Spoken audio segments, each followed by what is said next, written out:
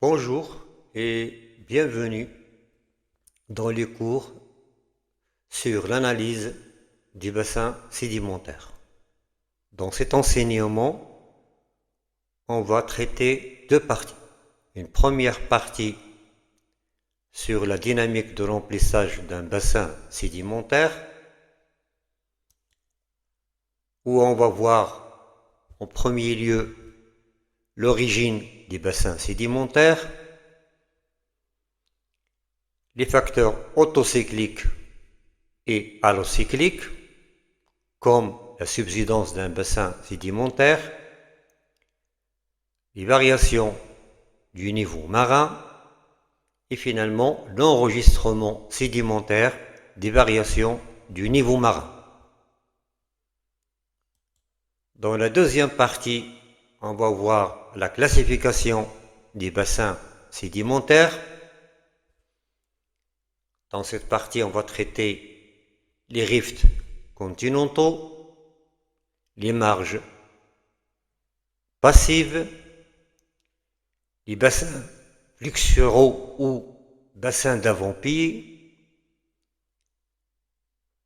les bassins de pôle aparte et pour terminer, les bassins cratoniques. Pour ce qui concerne la première partie réservée à la dynamique de remplissage d'un bassin sédimentaire, on va commencer par l'origine des bassins sédimentaires. Un bassin sédimentaire est un affaissement de la partie supérieure de la croûte terrestre. Le substratum du bassin est généralement appelé socle et le remplissage correspond à la couverture sédimentaire. On distingue trois types de bassins. Un bassin fonctionnel en cours de remplissage. Sur la carte géologique du Maroc, on peut citer à titre d'exemple le bassin néogène du Gharb. Un bassin résiduel ou rempli, le cas du bassin secondaire et paléogène des Oulad Abdoun, encore appelé bassin des phosphates.